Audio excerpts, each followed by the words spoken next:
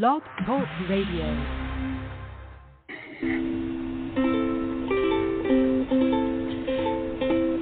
Hi everyone, this is Camille from sunny California, and you're listening to the Coffee Chat with Camille show, which is a podcast series that interviews various guests about real-life topics for people who love to learn.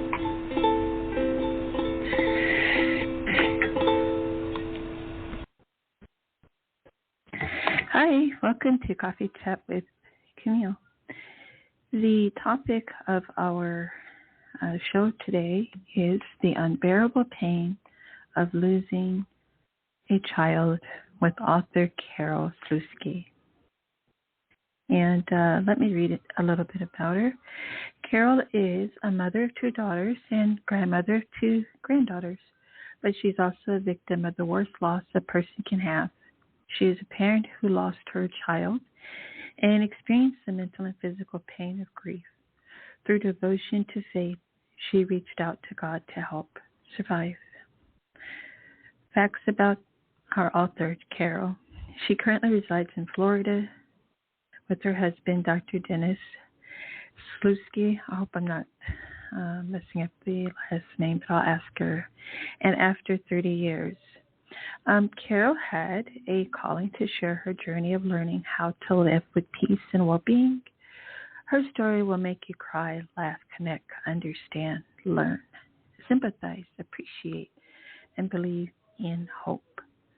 Over the course of the years, she's gathered her expertise, knowledge, and talent and put it to use for her recovery and to benefit others she loves.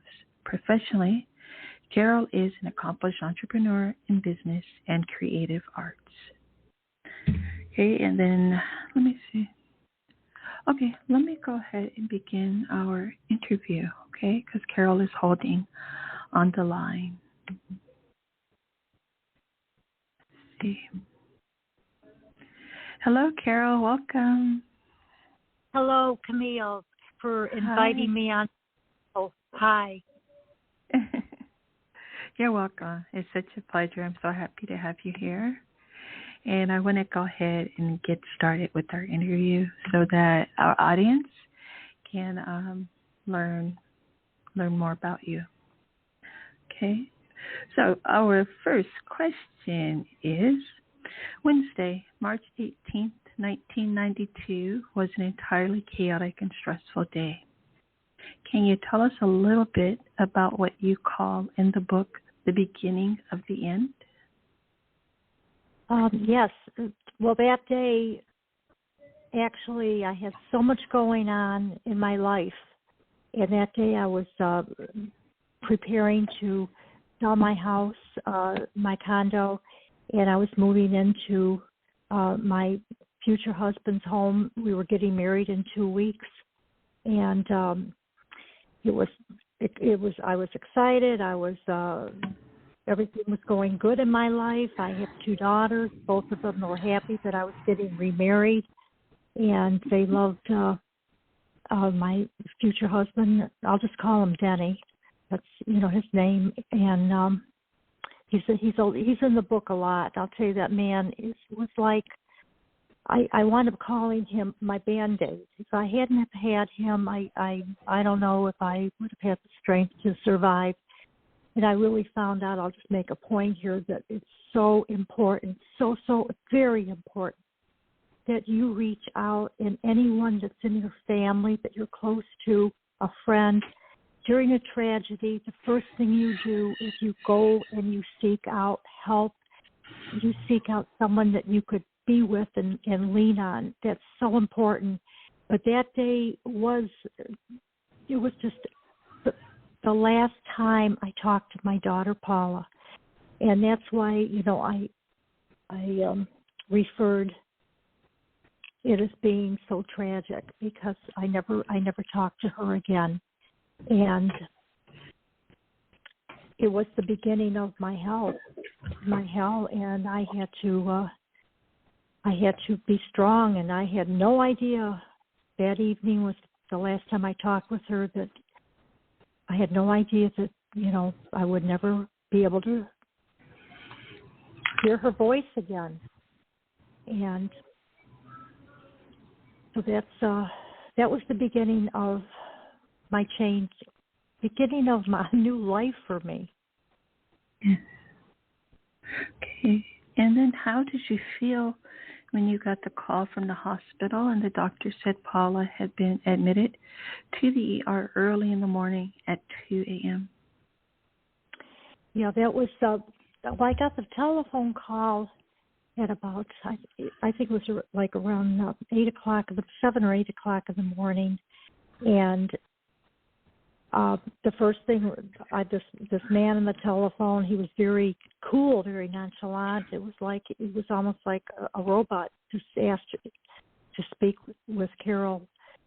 I wasn't Sluski yet, so I wasn't married yet. So he with my name, and I said, "This is she," and he just went right into what happened. He said, "Your daughter's been admitted to the emergency room, and she's had a pulmonary embolism, which is a blood clot that went to the lungs, and that she was in the ICU and was in critical condition."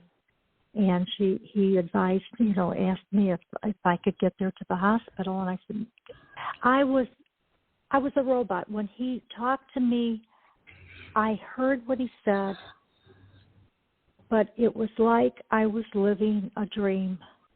It was just like I listened to his voice, and it was like what he was saying was registering, but it was like beyond belief, just beyond belief. And he made it very quick. He gave me a few details. I remember he did say to me that she went into a coma, and now we have her on equipment, and she is she's on the critical list. And if she survives, this is what he told me on the telephone, if she survives, she has, first of all, only 5% chance that she will make it through this. And if she survives, she will have 95% chance that she will be very, very,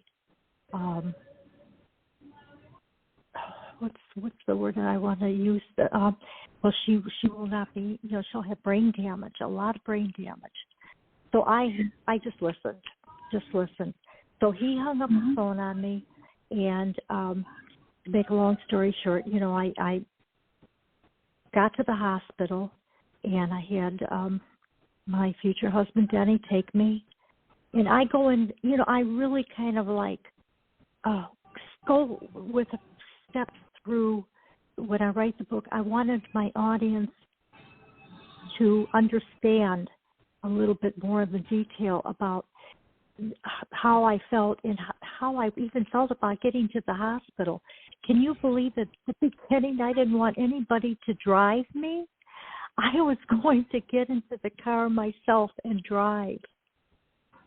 That is how numb I was, to think that with that on my plate that I would drive, for about maybe 20 miles to get to a hospital by myself. Well, anyway, we wound up that my husband, Denny did take me. And when we got to the hospital, I went to the ICU. I found that the lady that was sitting at the desk in the ICU was very cool, very professional, and she asked me to have a seat. I told her who I was. She asked me to have a seat. I remember that the waiting room was filled with a lot of people. And I remember saying to her, "No, I won't sit down. I want to see my daughter. I want to see my daughter now." And she just said again, "Please have a seat." And I got louder, "I want to see my daughter now."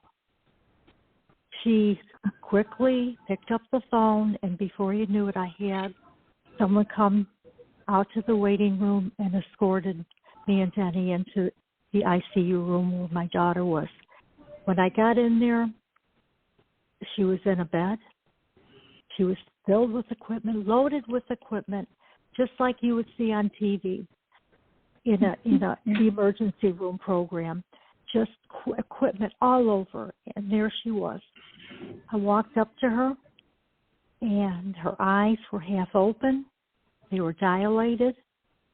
She was breathing via the equipment. Her chest was going up and down, up and down. And so that was the beginning. I mean, that was, of course, the beginning of my nightmare. Yes. And then how did you deal with the guilt of not going to her house the evening before when you talked to Paula? Well, I didn't, of course, at that moment or even probably that whole day feel any guilt. It was when I got home at the end of the day, in that evening, that my mind started working, and I started thinking, and I was thinking, well, she called me the night before. She said she wasn't feeling well. She was 24 years old. She wasn't a baby. She was, a young adult. And I did oversee, she did have medical problems, so I was always there for her. And I told her, I said, if you have any problems, either call me or go to the emergency room. Well, she chose to go to the emergency room. And so when I was home thinking about everything that happened that day and thinking about my daughter, and I see you on the critical list with a flat line. They had on the monitor, it was flat line. I said, oh my gosh, why didn't I go and pick her up and take her myself to the hospital? I still think that is a parent's first reaction to an emergency or to some bad news is that you want to blame yourself. You say, what could I have done? Because we have that parental instinct in us to do anything and everything we can for our children. And that's what was going on in my head. Yeah, I was feeling guilt. Yes, and then mentally and emotionally, you were very quiet, tired, and heartbroken. You kept your emotions, thoughts, and feelings under control in front of everyone else around you. Internally, how were you really feeling? Well, that really was unbelievable to me, that how I could do that. I was numb and I was sick inside, but yet it was like I was acting normal to other people. It was like I was holding everything inside of me until I got alone, and that's when I broke down and cried. I call it a shock. It was a shock that I was in, and I never, ever experienced anything like that. And I have to be honest, Camille, I never experienced anything like that since then, and I hope I never will. And then how was the decision process of letting Paula off the life support system? Well, according to, this is the way what I understood at the time, once they put you on life support, according to the state of Illinois, what was told to me is that you have 48 hours. They have to have her on, the patient on for 48 hours. So I had to sit there with her in the ICU for 48 hours. I had to witness this condition, and I'll tell you, and I'll tell your viewers, that I did not feel her soul. I sat there and I did not feel, she felt like an empty vessel to me. I knew she was deceased. I've been around other people that have died. My father, he passed away. And, it was like I just knew. I didn't feel her soul anywhere. It wasn't there in her body. It wasn't anywhere around me. And I even said to Denny, I said, I can't believe this. I don't feel, it's just like she's an empty vessel. And he agreed. I mean, and several of the people that are close to me that came to the hospital during those 48 hours, they also said that basically the same thing. It was just like she was just a vessel that they were pumping air into. And then after the service and everything that immediately followed after her passing or transition, how were the first couple of months for you? Of course, a couple of months is nothing for healing. It's just nothing. It's like seconds. I was just so sick, so emotionally devastated, so emotionally still in shock. This loss is so traumatic that it's like you don't even want to try to explain it because that's how much it hurts. And what I am trying to do is to reach out to a lot of people that haven't, thank God they haven't, for the moms and dads out there that haven't experienced this, thank goodness, and I hope you never do. But what I'm trying to express as I write in my book, that it hurts so bad that no one can understand it unless they went through it. And that's something, in talking to other parents for over the course of 30 years, they agree with me. The parents who have lost a child, they say the same thing, that the only ones who really understand are the ones who are in the same similar situation as them, where they lost a child. And I do go into detail on all of that from my experience of what I went through, the steps I had to take, the understanding. And Camille, I will say this, and I mean it from the very, very bottom of my heart.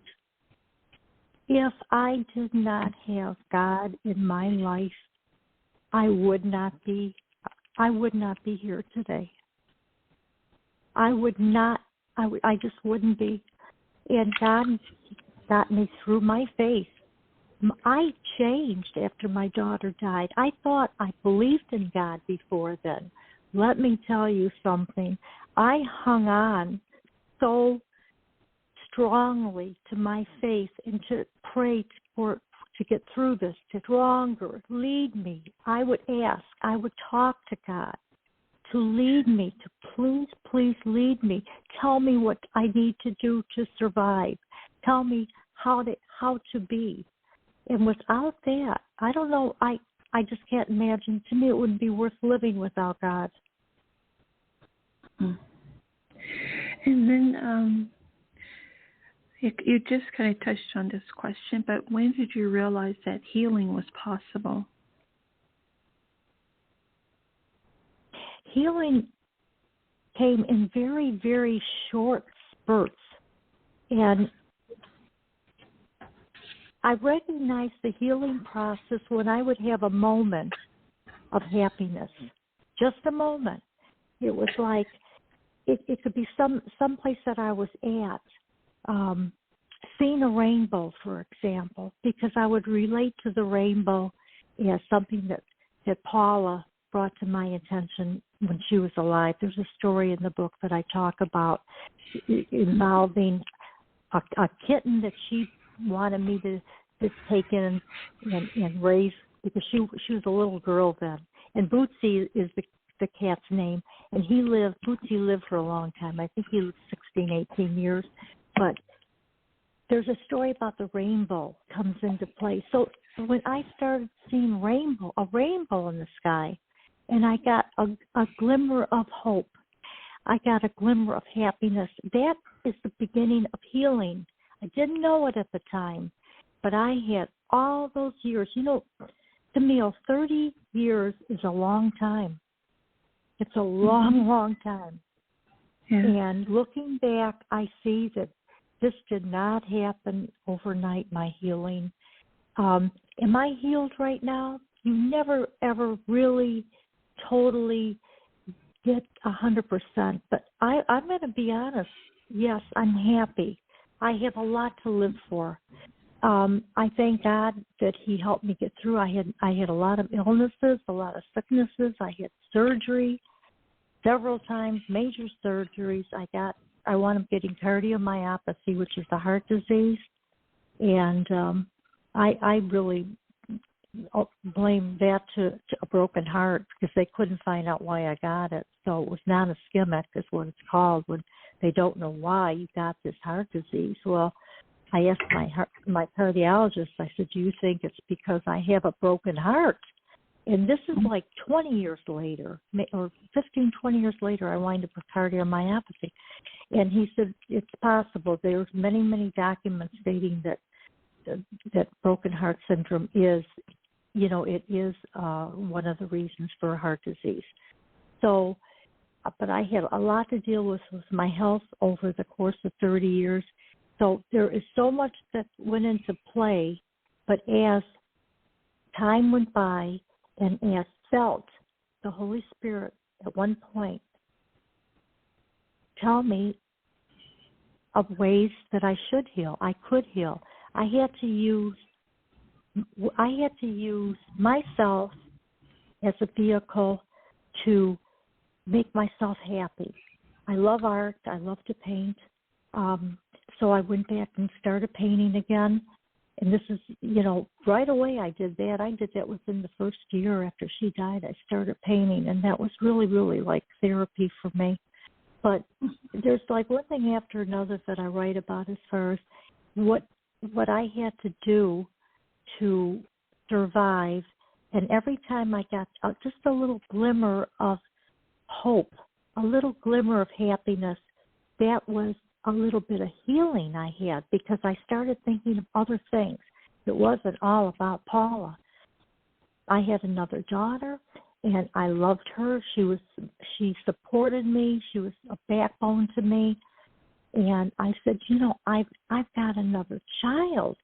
And this is another important thing that you have to do to survive. You have to put yourself into your other children if you have them. Thank God. If you do have other children, thank God. Get on your hands and knees and thank the Lord you've got these children.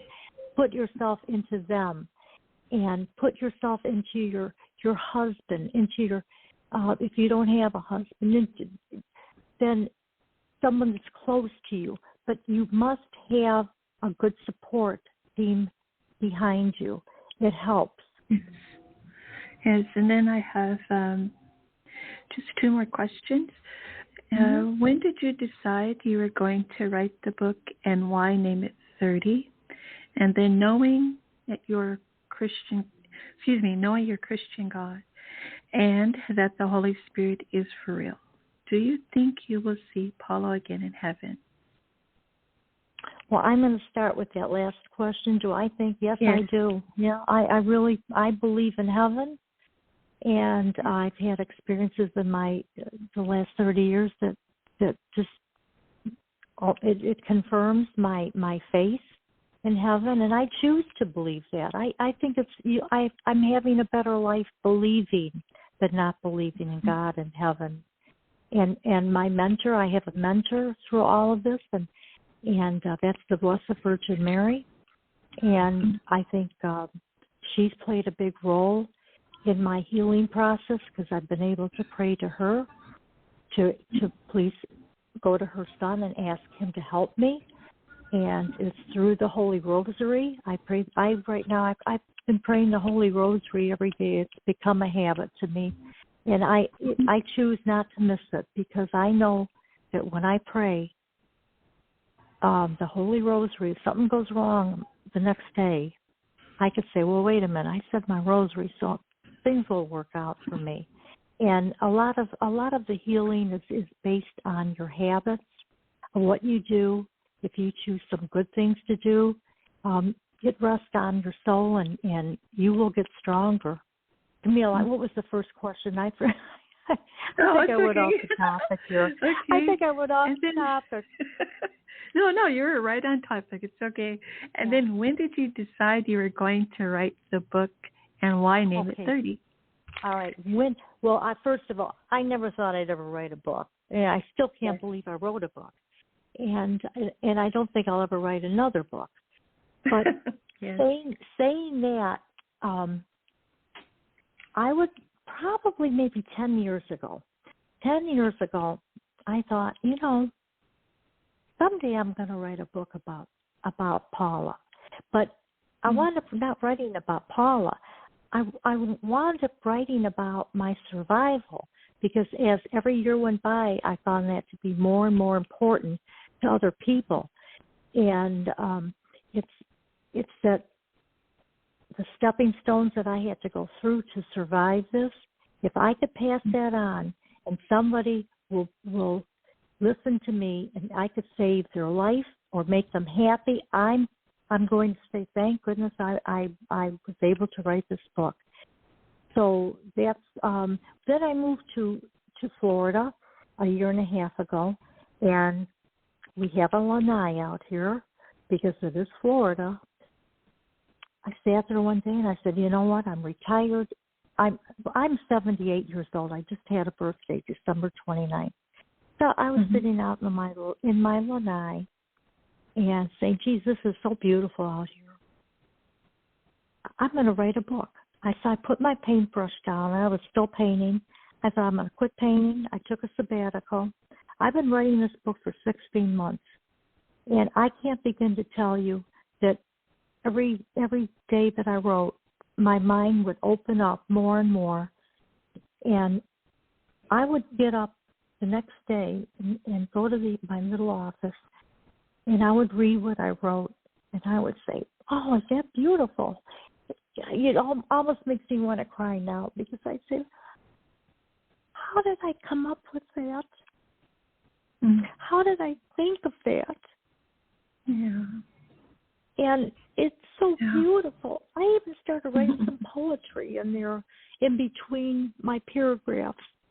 And I don't know, it was one moment after another that was beautiful. And I do believe that writing my book for me was part of my healing. It's almost like, I'm not going to say the grand finale of my healing, because I'll be healing till the day I die. And but I think it's made me, again, a stronger person. Yeah. Carole, I want to thank you so much for being my guest. And I am deeply sorry for your loss. I thought your interview is very important, and so many of us experience loss, including my own mother, who, my sister passed. And so about 2 days from now, actually. And so I thought that, and for all people who have experienced a loved one, yes, in particular a child that has transitioned, I feel that your story, your book, and your message is one of healing. And I have like a whole lot to say, except, again, thank you so very much for your hopeful message. And I'm going to say, I have to say goodbye for now, Carole. Also, lastly, I do something. Thank you so much. And also, thank you. Your art is beautiful. Your cover art on the book. It's beautiful. I bought it, so I'm still reading it. Oh, thank you. Yeah, and that's a real eagle here in Naples, Florida, that I found on Facebook from a photographer. Yes. So I got his permission to paint it, and that's the eagle that swoops down and picks up Paula's soul up. Yeah, I got a poem in there that goes with it. Yes, I know. I read it, and then I looked at the cover, and I said, "My God, she captured this imagery perfectly as an image." Because I'm an artist. I'm an artist also. Oh, you are too. Yeah. Yes. And so, again, thank you so very much, Carole. You're welcome. And thank you. And bye for now. God bless you. Bye-bye. God bless you too. Bye. Bye-bye. Thank you. Bye. Bye, everyone. Thank you. The name of Carole Sluski's book. Did I put it? I hope I put it in here. Let's see, 30. I think it's called 30. And what I'll do is I will put the link. It looks like I didn't put it in the description, okay, for the listeners. Thank you so much for listening to the show. Right? Bye for now.